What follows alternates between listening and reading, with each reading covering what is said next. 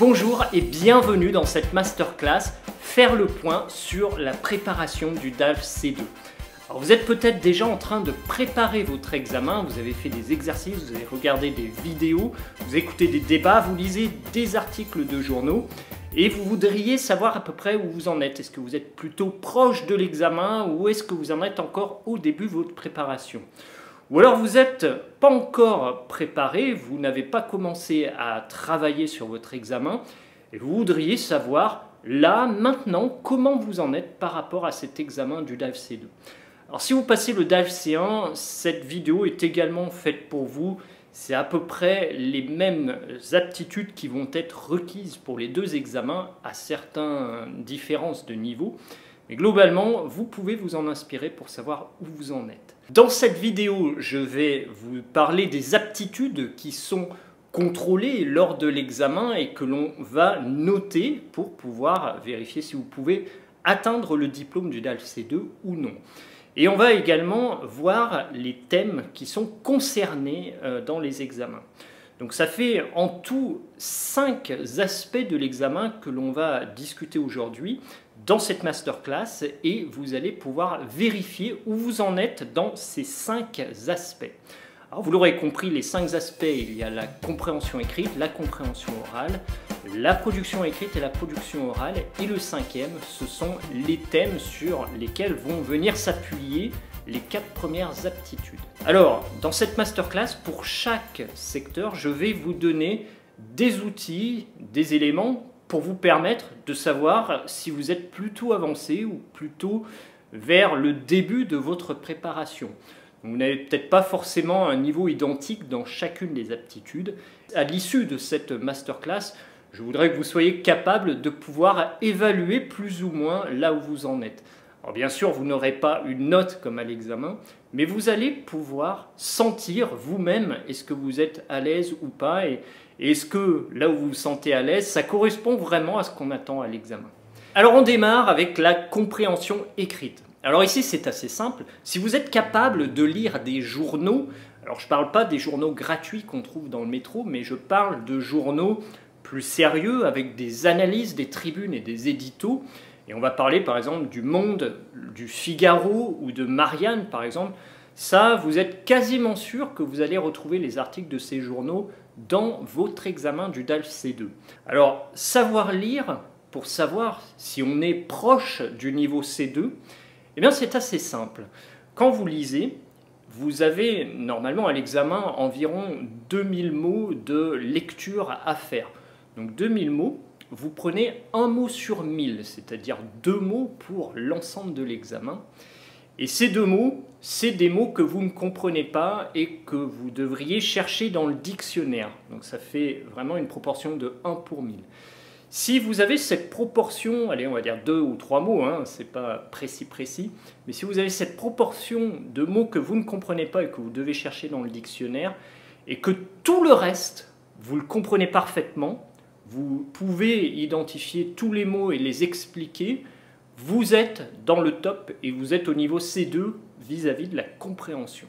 D'accord ? C'est assez simple ici.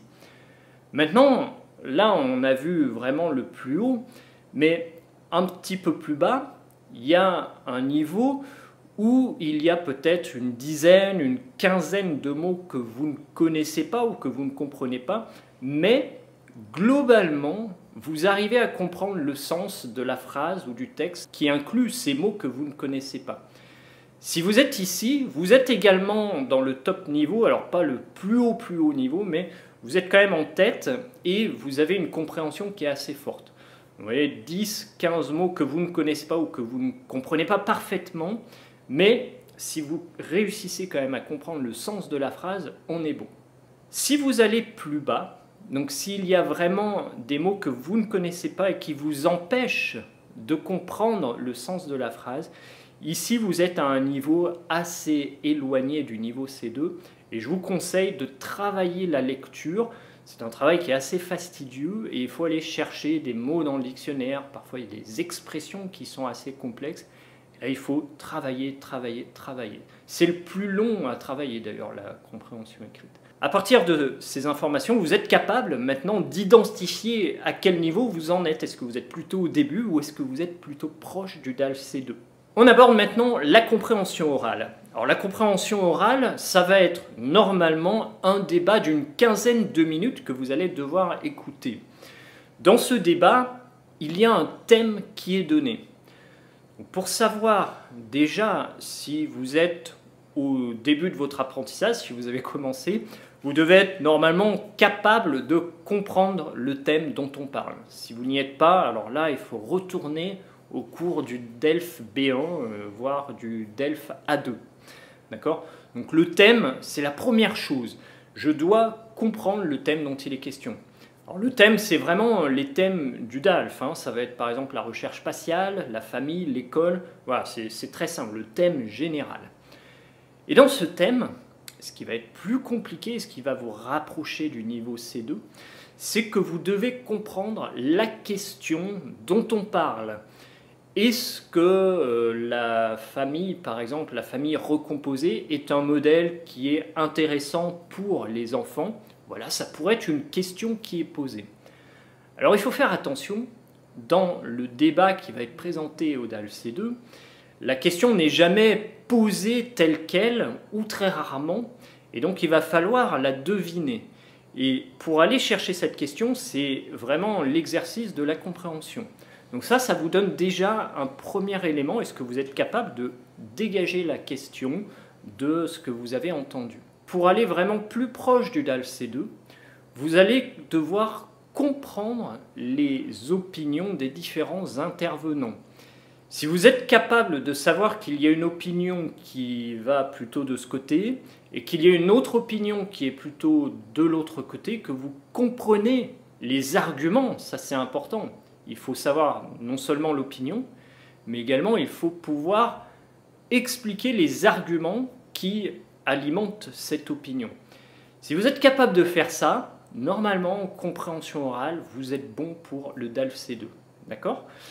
Et puis, il y a également, vraiment pour aller au top du top, si vous êtes capable non seulement de comprendre les arguments, mais également de voir là où la personne qui a présenté cet argument a posé une nuance. Parfois, les intervenants vont donner un argument qui est l'argument oui, et puis il y a une petite nuance avec un mais quelque chose. Donc si vous êtes capable de repérer tout ça, à la fois les arguments et à la fois les nuances qui sont données au sein de ces arguments, vous allez être vraiment au niveau top. D'accord? Alors j'en profite dans cette masterclass pour vous donner une petite astuce sur la compréhension orale. Dans le débat, on va souvent présenter les intervenants au tout début et on va dire qu'il y a tel professeur, tel chercheur, tel diplomate qui va dire telle chose. Et en fait, ça, vous allez vous concentrer sur les intervenants et ça, c'est une erreur. L'astuce, c'est de se concentrer sur les opinions. Oublier qui a dit quoi, ce n'est pas grave. On n'a pas besoin de savoir que c'est tel professeur qui a telle opinion, ça n'ajoute pas de points. Ce qu'on a besoin de comprendre, c'est est-ce que vous comprenez les opinions qui sont dégagées et les arguments. Ça, c'est le plus important et c'est sur ça que vous devez concentrer vos efforts de compréhension orale. Allez, maintenant on passe à l'aspect de la production écrite. Alors la production écrite, c'est pas évident de savoir à quel niveau on en est. Et c'est toujours difficile de dire est-ce que j'ai écrit bien ou est-ce que j'ai mal écrit. On ne peut pas vraiment savoir. Toutefois, je vais vous donner 3 niveaux de structure, 3 niveaux qui vous permettent d'évaluer plus ou moins si vous avez des difficultés ou pas. Alors, ces 3 niveaux, c'est le mot, c'est la phrase et c'est le paragraphe. Au niveau des mots, on parle de l'orthographe, de la grammaire. Par exemple, si vous hésitez sur un déterminant, est-ce que je mets un, est-ce que je mets le, est-ce que je mets la, est-ce que je mets des, si vous hésitez assez souvent sur ce genre de détails ou sur les pronoms, par exemple, est-ce que je dois mettre lui, le, est-ce que je dois mettre on, si vous hésitez sur ces pronoms, ou également si vous hésitez sur l'orthographe, la conjugaison, est-ce que je mets un S, est-ce que je n'en mets pas, est-ce que je mets AI, AIS, est-ce que je mets E accent aigu, ER, voilà. Toutes ces hésitations, ça doit vous donner le sentiment « je suis à l'aise » ou pas vis-à-vis de l'orthographe.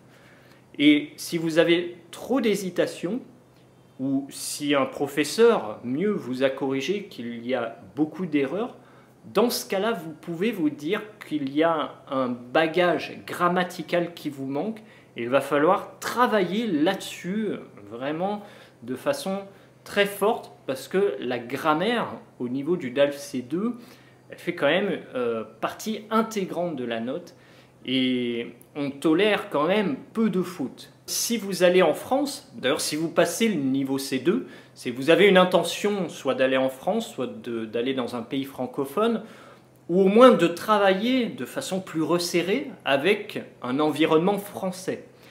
Et dans ce cas-là, l'écriture démontrera un niveau de maîtrise qui est supérieur à la moyenne, et donc c'est vraiment un marqueur social. Il faut savoir qu'en France, si vous écrivez bien, on ne vous le dira pas. Par contre, si vous écrivez mal, on va tout de suite se faire une image de vous. Alors évidemment, si vous êtes étranger, vous avez un petit bonus quelque part, on tolère un peu plus. Mais c'est vrai que si vous avez une mauvaise écriture, si on ne comprend pas ce que vous dites, vous êtes tout de suite relégué aux personnes qui n'ont pas vraiment étudié ou qui ne font pas beaucoup d'efforts. Et c'est vraiment dommage parce que ce n'est pas forcément le cas. Mais en tout cas, dans l'esprit français, la langue française écrite est vraiment un marqueur de niveau social et même encore aujourd'hui. Donc pour l'écriture, vous avez ce premier aspect de la grammaire avec les hésitations. Deuxième point, c'est la phrase, la structure de la phrase. Alors ici, il faut connaître exactement les fonctions de chaque mot et de chaque groupe.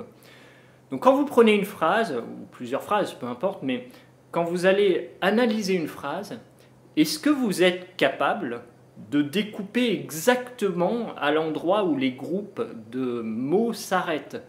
Est-ce que vous comprenez pourquoi vous le coupez à cet endroit? Est-ce que vous comprenez la liaison qu'il y a entre un groupe de mots et un autre groupe de mots? Est-ce que vous savez faire l'explication grammaticale en quelque sorte? Ou est-ce que vous comprenez le lien qu'il y a? Est-ce que vous comprenez également à l'intérieur des groupes comment ça fonctionne? Pourquoi on met tel mot avant tel mot? Et pourquoi on met tel groupe de mots et pas tel autre groupe de mots? Voilà, si vous avez cette explication qui est assez claire dans votre tête, si vous pouvez vraiment découper, là vous faites normalement des phrases qui sont assez justes. Parce qu'en général, moi ce que je vois avec les élèves, c'est que quand ils font des erreurs sur la structure, c'est qu'ils comprennent ce qu'ils veulent dire, mais ils ne savent pas l'exprimer en français. Et ça, c'est vraiment le marqueur du niveau de maîtrise du français.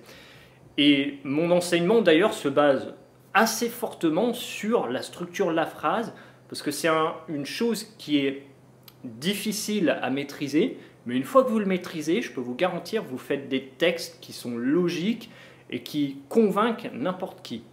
Donc voilà, la structure de la phrase, il faut bien la comprendre. Et ça, vous pouvez voir, est-ce que vous êtes à l'aise avec les groupes de mots? Est-ce que vous comprenez pourquoi on les a utilisés? Est-ce que vous êtes capable de l'expliquer à quelqu'un d'autre? Là, vous avez le marqueur, est-ce que je suis au début de l'apprentissage ou plutôt vers la fin? Enfin, une fois qu'on sait écrire les mots avec l'orthographe juste, une fois qu'on sait écrire des phrases avec une structure qui est juste, il faut pouvoir les organiser en des paragraphes. Et ces paragraphes, ils doivent suivre une logique avec un début, une fin, et même les paragraphes entre eux doivent suivre une logique en partant de l'introduction jusqu'à la conclusion. Donc ici, vous pouvez également vous poser cette question: est-ce qu'il y a une logique entre les phrases que je dis? Ou alors est-ce que j'ai juste écrit une phrase et puis après je vais réfléchir à une autre idée, j'écris une deuxième phrase, puis après je réfléchis encore et je mets une troisième phrase, et à la fin on a juste un assemblage de phrases qui ne veulent pas forcément dire quelque chose. Si vous êtes objectif, quand vous lisez un texte que vous avez écrit, vous avez une logique dans les phrases. Par exemple, si je fais la description d'une pièce, eh bien je vais décrire généralement ce qu'on voit dans la pièce. Je vais par exemple dire qu'il y a un canapé, il y a une fenêtre, il y a une télé par exemple. Et puis après, je vais rentrer un petit peu plus dans le détail. Par exemple, la télé est allumée et on peut voir par exemple les Jeux Olympiques. Voilà, c'est des choses, il y a une logique. On parle d'abord du général et puis après on va sur le particulier. Et puis on peut revenir en arrière, on va dire qu'il y a une personne qui est en train de regarder les Jeux Olympiques à la télé.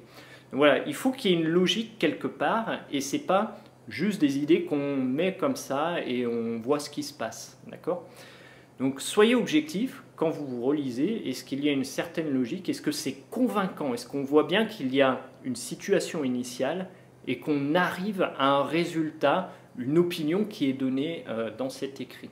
Voilà, avec ces trois éléments, la grammaire et l'orthographe des mots, la structure des phrases et la structure des paragraphes, vous êtes capable maintenant d'évaluer plus ou moins où vous en êtes. Alors comme la production écrite, il est un petit peu difficile de s'auto-analyser pour la production orale. Toutefois, il y a des points à faire attention.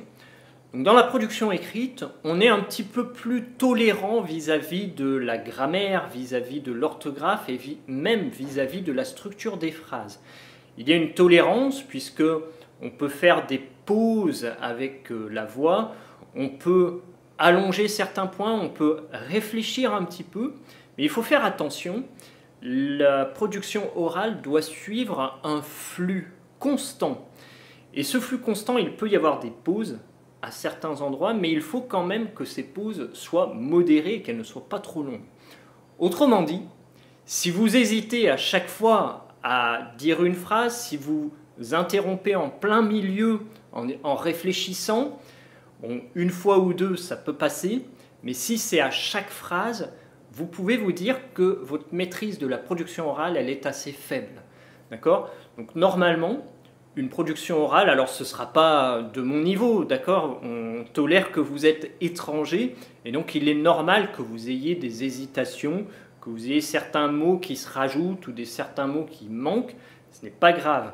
Mais vous devez faire attention à est-ce que vos hésitations sont longues ou pas.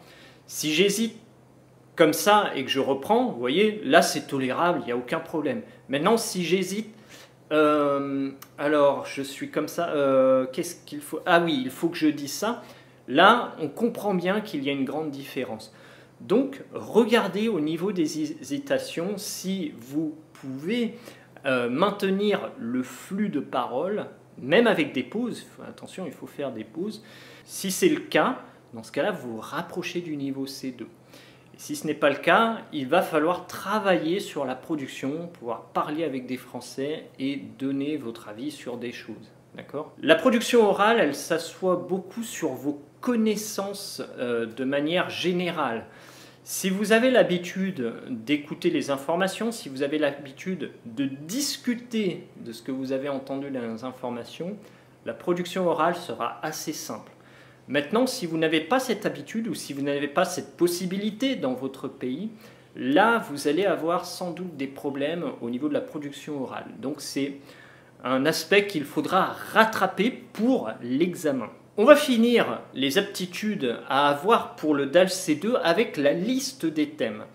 Alors les thèmes, ce sont des sujets de société, ce sont des sujets qu'on aborde dans la vie de tous les jours en France, dans les journaux, dans les cercles d'amis, avec la famille. C'est vraiment des sujets dont on parle au quotidien.